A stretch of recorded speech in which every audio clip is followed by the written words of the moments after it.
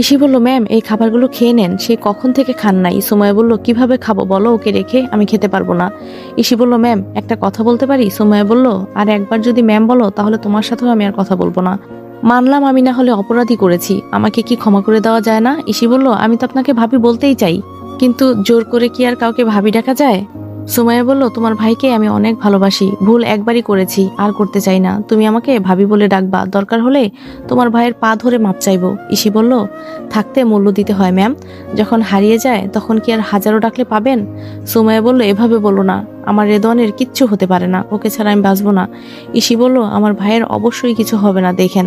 এখন নেন, কোনো চিন্তা করেন না, হালকা কিছু খেয়ে নেন। সুমাইয়া বলল, এখন আমি কিচ্ছু খেতে পারবো না, প্লিজ তুমি আমাকে অনুরোধ করো না। ইসি বলল, তাহলে কি আমি থাকবো নাকি চলে যাব?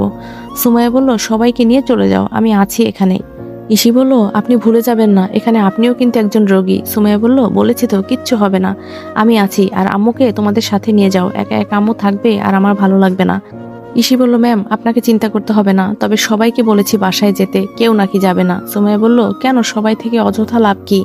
ইসি বলল, রাতে ভাইয়ার জ্ঞান ফিরবে আমার বিশ্বাস আছে, আর এটাই সবাই মনে করে হয়তো কেউ বাসায় যেতে চাইছে না। সুমাইয়া বলল, তাই যেন হয় ইসি। ইসি বলল, আচ্ছা ভাবি, আমি যাই তাহলে, আমাদের সবাইকে ডাক্তার থাকার ব্যবস্থা করে দিয়েছে। সুমাইয়া বলল, আচ্ছা। ইসি চলে গেল।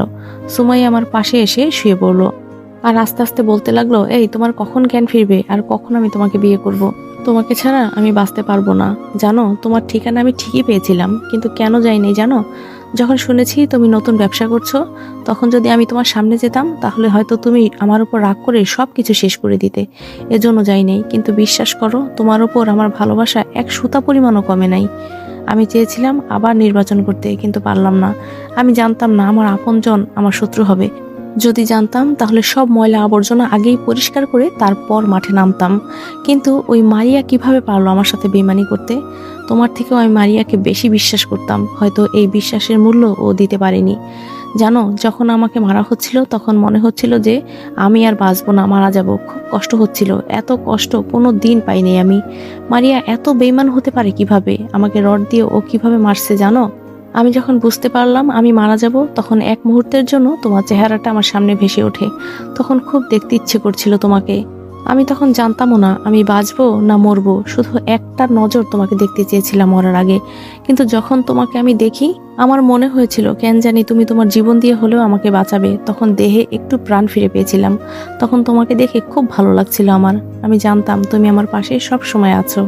তোমার বুকে যখন বোমা বাঁধা ছিল, বিশ্বাস করো, তখন আমি যেতে চাইছিলাম না। তখন চেয়েছি দুইজন একসাথে বাঁচলে বাঁচবো, না হয় একসাথে মরবো।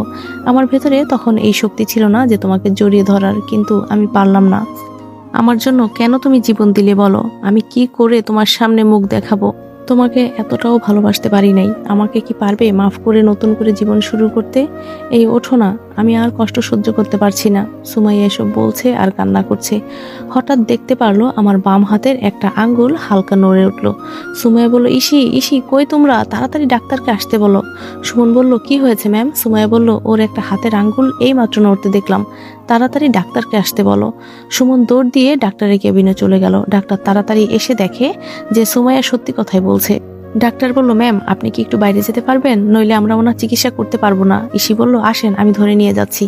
ইসি সুমাইয়াকে ধরে নিয়ে বাইরে গেল। সুমাইয়া বলল, আমি জানি ওর কিচ্ছু হতে পারে না সুমন। সুমাইয়া সুমনকে বলল, সুমন কাজীকে খবর দাও, এখানে আসতে বলো। ইসি বলল, কি বলছেন, এখানে কাজী এসে কি করবে? সুমাইয়া বলল, এত বুঝে তোমরা কি করবে? সুমন যা বলছি তাই করো। ইসি বলল, বুঝেছি আপু, আপনার মাথা খারাপ হয়ে গেছে। প্রায় আধা ঘন্টা পর ডাক্তার বের হলো। ইসি বলল, আমার ভাইয়া কেমন আছে? ডাক্তার বলল, আলহামদুলিল্লাহ, এখন অনেকটাই ভালো আছেন, একটু পর ওনার জ্ঞান ফিরবে, তখন সবাই দেখা করতে পারবে। সুমাইয়া বলল, আমার কথায় তখন কিছু মনে করবেন না, আসলে হয়েছে কি? ডাক্তার বলল, থাক ম্যাম, এগুলা একটু আধটু হয়েই থাকে, আর প্রেম ভালোবাসার জন্য মানুষ সব করতে পারে, এটা জানি। তবে আপনি যে ওনাকে খুব ভালোবাসেন এটা জানতাম না, আর পারলে খুব তাড়াতাড়ি বিয়ে করে নেন। সুমাইয়া বলল, হ্যাঁ দোয়া করবেন, আমরা খুব তাড়াতাড়ি বিয়ে করব। ডাক্তার বলল, হ্যাঁ মা দোয়া করি, সুখে থাকো, বলেই ডাক্তার চলে গেল। কিছুক্ষণ পর একটা নার্স এসে বলে গেল রোগীর জ্ঞান ফিরেছে। সবাই ভেতরে গেল। আম্মু বলল, বাবা তুই ভালো আছিস তো, তোর জন্য কত চিন্তা করছি। আমি বললাম, আরে আম্মু আমার তো কিছুই হয় নাই, হুদাই চিন্তা করলা কেন? ইসি বলল, আর একবার শুধু এইসব বাজে পথে যদি পা বাড়াস তোর পা ভেঙে আমি ঘরে বসিয়ে রাখবো। তোর কত বড় সাহস আমাদের না বলে সন্ত্রাসী কাজ করিস, আবার একা। আজকে তোর যদি কিছু হয়ে যেত? আমি বললাম, দেখছো আম্মু, তোমার মেয়ে এখন আমাকে শাসন করে। কি দিন আইলো রে, ছোটদের মুখেও বকা শুনতে হয়। ইসি বলল, সবসময় ফাজলামি, চুপ কর বলছি। আমি বললাম, ভয় পেয়েছি বোন। সবাই হাসতে লাগলো আমাদের ভাই বোনের খুনসুটি দেখে। হঠাৎ দেখতে পারলাম সুমাইয়ার মা পাশে দাঁড়িয়ে আছে আর সুমাইয়া পেছনে। আমি বললাম, কেমন আছেন আন্টি? আন্টি বলল, খুব ভালো আছি বাবা। আজকে তুমি আমার মেয়ের জন্য এত বড় একটা বিপদে পড়লা, সরি বাবা, আমাকে মাফ করে দিও। আমি বললাম, ছিছি কি বলছেন আন্টি, এটা তো আমার কর্তব্য ছিল। সবার সাথে কথা বলা শেষ করলাম। ইসি বলল, এবার সবাই একটু বাইরে চলো, ওদের একটু একা থাকতে দাও। আম্মু বলল, হ্যাঁ চল। সবাই বাইরে চলে গেল। সুমাইয়া এক কোনায় দাঁড়িয়ে।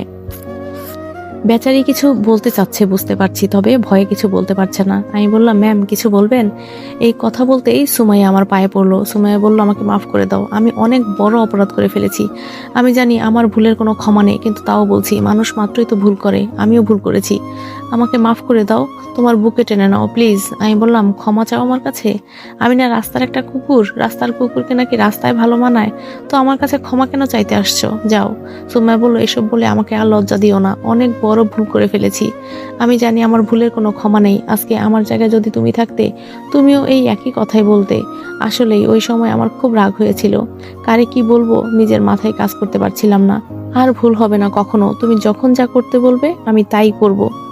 একটাবার শুধু আমাকে মেনে নাও। আমি বললাম, এখন আর আমার ভালোবাসার প্রয়োজন নাই, একা থাকতে শিখে গেছি, দরকার নাই তোমার ভালোবাসার। সুমাইয়া বলল, তাহলে কেন আমাকে বাঁচাতে গেলা বলো? আমাকে যদি তোমার ভালোই না লাগে মরতে দিতা। আমি তো এই জ্বালা যন্ত্রণাময় জীবনে আর বাঁচতে চাই না, মেরে ফেলো তুমি আমাকে তোমার নিজের হাতে। আমি বললাম, তোমার কোনো কথাই আমি শুনতে চাই না। একটা ভুলের কারণে আমাকে রাস্তার কুকুরের সাথে তুলনা করতে পারে যে, সে হয়তো আরো কিছুর জন্য আমাকে আরো অনেক কথাই বলতে পারে, সেই গ্যারান্টি কে দেবে?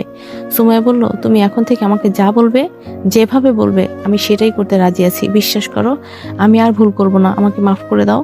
আমাকে তোমার ঘরের বউ করে রাখতে হবে না, শুধু তোমার ঘরে একটু জায়গা দিও। চাকরানির মতো করে কাজ করব তোমার ঘরে, তবুও তোমার ঘরে আমাকে একটু জায়গা দিও।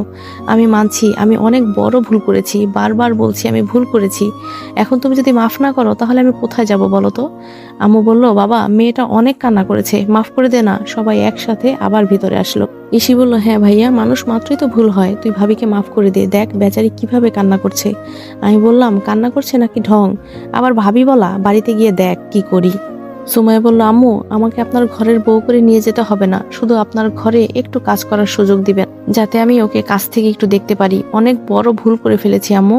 এই বলে কান্না করে দিল। আন্টি বলল, বাবা এখন কি আমাকে তোমার পায়ে পড়তে হবে? আমার একটাই মেয়ে, সারা জীবন দেখেছি কষ্ট করে আসছে, কোনো সময় সুখ দেখলাম না। যখন তুমি ছিলে তখনও খুব ভালো ছিল, কি হাসি খুশি ভরা ছিল, কিন্তু এখন দেখো সবাই আমার মেয়ের দুশ্মন হয়ে দাঁড়িয়েছে। তুমি ছাড়া ওর আর কোনো আপনজন নেই বাবা, মাফ করে দাও আমার মেয়েটাকে। আমি ওর মা হয়ে তোমার কাছে মাপ চাইছি। দেখো আমি বলছি, ও আর ভুল করবে না। আমি মনে মনে চিন্তা করছি, আমি শুধু আমার রাগটাই দেখলাম। সুমাইয়া বলছে ও আমার ঘরের কাজ করতে চায়, তবুও ও আমার ঘরেই থাকতে চায়। কতটা ভালোবাসলে একটা মেয়ে কথাটা বলতে পারে, আর আমি এত রেগে আছি কোন কারণে? সবাই যেখানে আমাকে অনুরোধ করছে। ইসি বলল, অনেক শুনেছি, আর না। এই তুমি একটা লাঠি আনো তো, একেবারে মাথায় উঠে গেছে, আজকে ওর ভূত নামাবো, নইলে তোমার হাতে লাঠিটা দাও। আমি বললাম, বোন আর ভয় দেখাস না, লাঠি আনতে হবে না, মাফ করে দিছি। আন্টি বলল, বাবা মন থেকে মাফ করে দাও, ও আমার একমাত্র মেয়ে, ও এত কিছু বোঝে না। ও যদি আসলেই বুঝতো তাহলে ও কেন বুঝলো না? ওর এত কাছের মানুষ ওর শত্রু ছিল, ও তো বলতেই পারে না। আমি বললাম, হ্যাঁ আন্টি, ওকে আমি মাফ করে দিয়েছি, আর বলবেন ও কোনোদিনও যাতে এমন না করে। সুমাইয়া বলল, যদি এমন করি তাহলে আমাকে শাসন করবে, তাহলেই তো আমি ঠিক হয়ে যাই। আমি বললাম, হ্যাঁ ভুল করো তুমি, আর ওই ভুলের মাসুল দিতে হয় আমাকে। বাহ। সুমাইয়া বলল, আমি এখন সবাইকে একটা কথা বলতে চাই। আমি বললাম, না জানি কি কথা বলে, আমি জানি তো একটা পাগলি। ইসি বলল, হ্যাঁ বলো বলো ভাবি, কি বলতে চাও?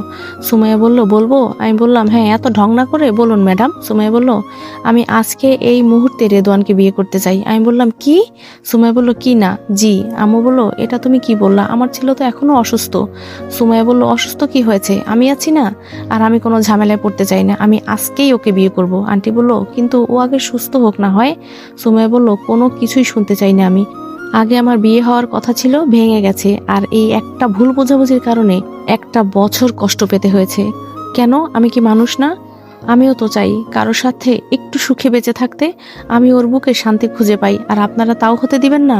বলেই সুমাইয়া কেঁদে দিল। সুমাইয়ার কান্না দেখে আমার খুব মায়া লাগলো। আম্মু বলল, এই দেখো পাগলি মেয়ে কিভাবে কান্না করছে, কাদা লাগবে না, আজ এখানে এই মুহূর্তেই তোমাকে আমার ঘরের বউ বানাবো, লক্ষ্মী মেয়ে একটা, আর কেঁদো না। সুমন বলল, ম্যাম এই যে কাজী নিয়ে আসছি। আমি বললাম, বাবা সবাই দেখি আমাকে কুরবানি দিতে রাজি আছে। সুমন বলল, স্যার আপনি ভালো আছেন তো? আমি বললাম, হ্যাঁ ভালো আছি, তুমি কেমন আছো? সুমন বলল, আপনার চিন্তা করতে করতে কিভাবে ভালো থাকি বলেন তো, তবে ওপরওয়ালার কাছে হাজার হাজার শুকরিয়া, আপনাকে বাঁচিয়ে দিয়েছে। আমি বললাম, আমি জানি তোমরা আমাকে কেমন ভালোবাসো। সুমন বলল, ম্যাম কাজী কেন আনতে বলেছেন? সুমাইয়া বলল, আজকে আমি তোমার স্যারকে বিয়ে করব। সুমন বলল, ও স্যার আপনার কাছে তাহলে বিয়ে বসবে আর আপনি করবেন? সুমনের কথা শুনে সবাই হেসে গড়াগড়ি খেতে যাচ্ছে, আর আমার তো রাগে শরীর ফেটে যাচ্ছে। আমার লোক আমাকেই লজ্জা দেয়। সুমাইয়া আমার কানের কাছে এসে বলল, সত্যি নাকি তুমি আমার কাছে বিয়ে বসবা? আমি চোখ গরম করে সুমাইয়ার দিকে তাকাতেই সুমাইয়া বলল, এভাবে দেখে লাভ নাই, তোমাকে আমার কাছে বিয়ে বসতেই হবে। আমি বললাম, দেখেছেন কেমন মাইনকা চিপায় ফেলেছে, না পারছি কিছু বলতে, না পারছি কিছু করতে। আমি বললাম, এই এসব কথাবার্তা বলা বন্ধ করো। সুমাইয়া বলল, কেন লজ্জা লাগে বুঝি? আমি বললাম, কি লজ্জা?